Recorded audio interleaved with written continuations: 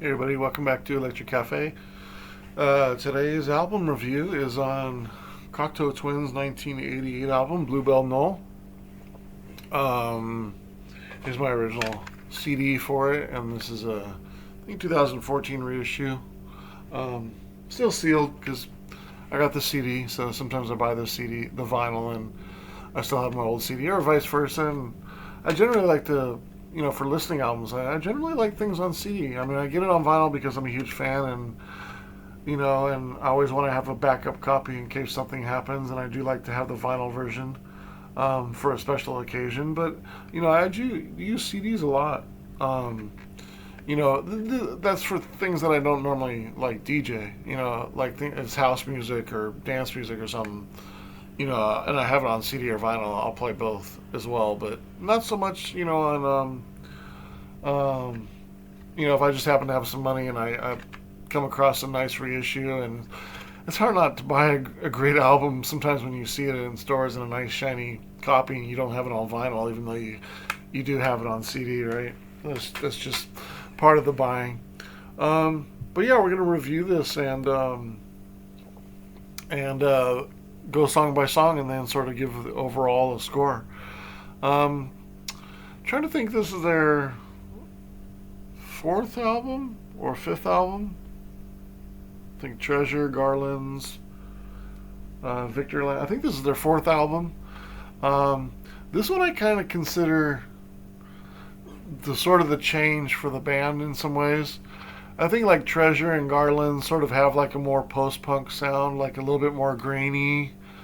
And then Victoria Land sort of to come out of that a little bit. And Blue Bell Knoll is kind of like the in between the old and the new. And then you go after this and you have Las Vegas and Heaven or Las Vegas, and then uh, was Evangeline. I always think of that. I always think of that song, the album by the name of Evangeline, because that was always my favorite song on the album. Four Calendar Cafe, but it's always been kind of like, for me, in the kind of middle of their sort of sound spectrum of kind of, they're old but they're new. And I think of this album, the songs. There's so many strong songs on here. It's a very consistent album too.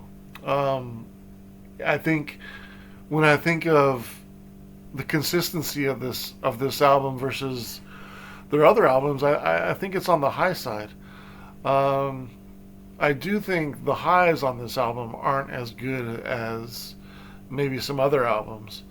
And then I also think, as far as like a take this with a grain of salt, but I think this is more the the most melancholy. I'm not gonna say depressing, um, because I just happened to be going through a bad breakup when I was listening to a lot of Cocteau Twins, and this album was always like the most depressing one. And it really, I won't say depressing. It's just when you're in a sad, like if you ever got broken up with, or you went through a bad relationship, and you just feel horrible. There's some music that will really kind of make you sad, and this album is that for me. Like there isn't many albums that I can think. In fact, I'm just saying that because I want to say there's an album out there that's more sad than this if you're going through a breakup, but this is probably the one for me. It's just like when I think of Four Calendar Cafe and Heaven Las Vegas, I start to think of happier, like the artwork, the band, um, the sound, right? I mean, the older albums before this are a little bit more grainy and maybe a little bit more experimental. You know what I mean? Like, not as polished, but this is kind of getting into the little bit more melancholy, and this one can be kind of a downer if you're not if you're in a sad mood. This is a hard listen to for me personally. Anyways, it could have been just coincidence, but um, yeah, I don't know. It's just it's a. I'm sure there's a lot of of Cocteau Twins can make you feel kind of sad if you're going through a tough relationship. I don't know if any of you guys have gone through a tough relationship and played some Cocteau Twins, but tread lightly if you're doing both. Um, the sound of the album is amazing. Um, the mood again is a lot more melancholy on this. Obviously, Elizabeth Fraser's voice is amazing. Um, is it Simon Raymond? Is the other guy? Just guitars are amazing. Um, when I think of the opportunities for this album, I can't really think of anything. Um, Maybe for that 1988, it could sound a little bit more, a little bit more dynamic.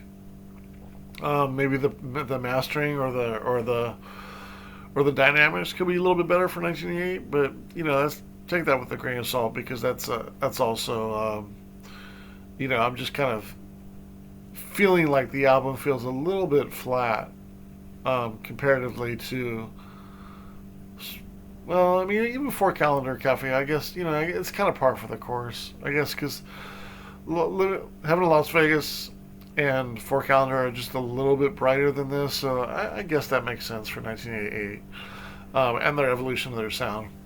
Um, yeah, there's 10 tracks on here. The title track, Blue Bell Knoll.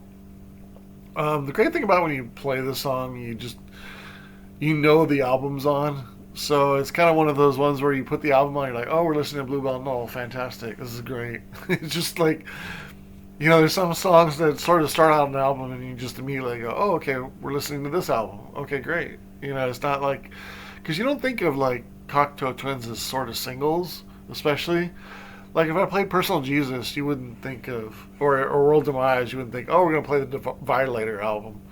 But when you do that on some albums that don't have singles, and this is like sort of one that doesn't.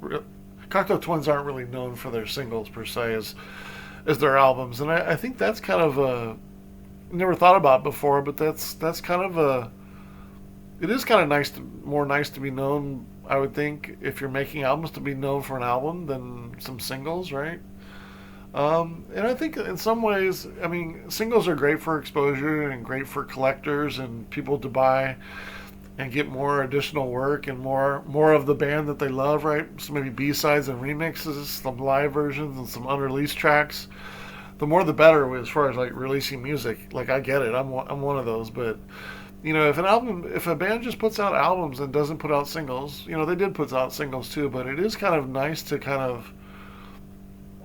it makes the album feel more cohesive in like one project than you putting out one piece 3 months before and then sort of you didn't buy the album and then here comes another one, so then you associate it with two singles and then you're not hearing the album yet, so those songs stick out in some ways, bad or good.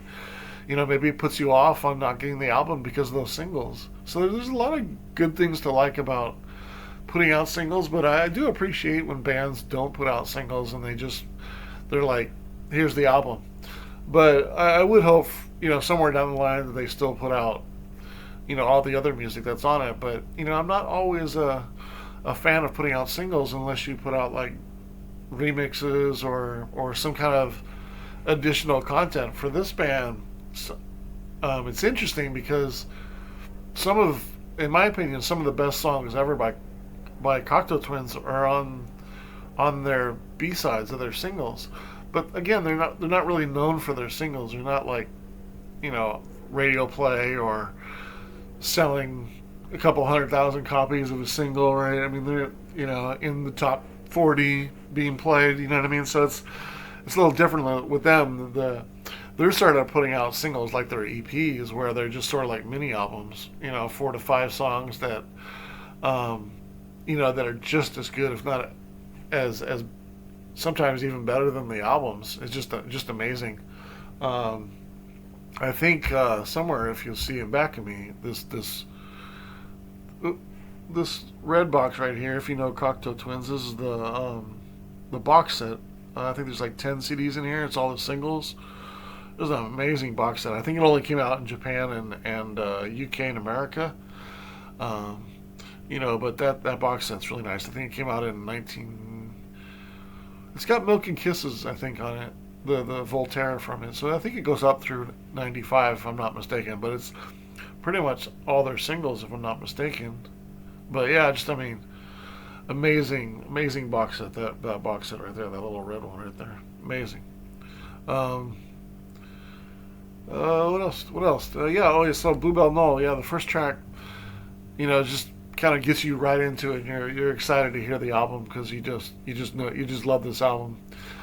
This song brings back a lot of memories, as the album does, for the good and the bad, like I was saying earlier. This album reminds me of winter, and I don't know if it's because of the darker artwork or if that reminds me of winter. Not necessarily. This looks like somebody's fingernails, sort of.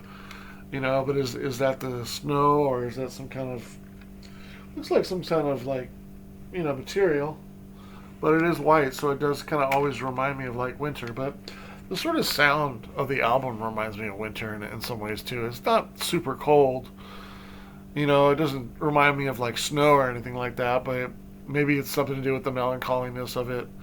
um, Blue Bell Knoll, the track, into how it turns into sort of an upbeat song by the end is really good. Strong opener. Got 3.25 stars. Athol Bros, track number 2. As you guys know, if you guys know Cocteau Twins, they always have interesting titles to their songs. Like, sometimes they don't really have anything to do with the song. Sometimes they're just whatever comes to their mind they call the song.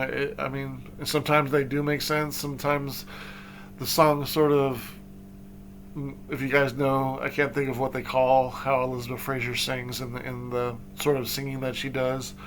But sometimes it doesn't necessarily, well, most of the time it doesn't really, like, they're not really words, but you can sort of correlate the title of the song, or maybe pick out some words that sort of sound like she's talking in English, but not all the time. So some of the songs, they do kind of like Heaven in Las Vegas. It's sort of, she does sort of say that in the song, but it sounds like that. So sometimes it's just the song title could be what she sort of says in the song, but it doesn't really mean anything because the words aren't really words, English words. So it's really interesting with the song titles, and that's another thing that's really hard to remember is is you're like, oh, what's your favorite song by Cocteau Twins? You're like, track number 5 on Heaven Las Vegas. I love that song. Oh, okay, yeah, that's right. It's Just for a Ring, or I think, if I'm not mistaken, I can't even remember what track 5 is. I love that song. Is it 50 Clown or is it Just for a Ring? But whatever. I love track 5 on that record. But that's kind of, as you don't always remember the names of the songs. You're like, oh, I really like Tiny Dynamite, but you're like, oh, it doesn't sound like Tiny Dynamite, or you know what I mean? It's interesting, and that kind of in a way, in a strange way, gives the album again more artistic merit and thinking of the album as a whole versus singles, because you can't even oftentimes name your favorite songs. It's kind of unusual. But yeah, track 2, Athol Bros. That's ATHOL -BROSE. Good song. Not one of my favorite ones on there. It's actually it's my second to my least favorite on the album. It's kind of happy and sort of carefree, but just doesn't hit the notes of what they normally do for me. I'm a huge Cocteau fan, so I'm really biased to their music. But if I don't like something, or if I think it's under par, there's nothing I don't like by them. I don't think I would rate any Cocteau Twins song less than 2 stars. So if it's less than 3 stars, I'm not saying I'm being particular, but I feel like I have a good opinion on them because I do like their music so much. So if something's under 3 stars, I feel pretty confident that it's under their normal level of the songs, in my opinion. 2.5 stars. Caroline's Fingers. I think this one was sort of a single. They did a video for it, if I'm not mistaken. It's a bit more angelic. The bridge and the chorus kind of go somewhere, but it's still pretty happy and carefree. Really strong song. Solid 3 stars. Track number 4, For Phoebe Still a Baby. This is definitely there's a few on here. This one and the next one as well. And Caroline Fingers are really, I wouldn't say popular ones, but definitely cult songs for the band in some ways, especially when it comes to this album. probably most known for the middle songs, Caroline Fingers, For Phoebe Still Has a Baby, and Itchy Glow Bow Blow. Those three songs are probably the most popular, I would say, from this album. For Phoebe Still a Baby, track number 4, ethereal ballads. They almost have like a 60s sound on this, which kind of reminds me of like Evangeline. Um, the second time I've mentioned Evangeline. Evangeline was the first Cocteau Twins song I ever heard. I was playing 120 minutes, 1993. I was 17, and I heard Evangeline. I was like, wow, this sounds like nothing I've ever heard, and I've been a fan ever since. Um, but yeah, so they always do have, or not always, but they do have some songs that sort of sound like 60s to me, like sort of a,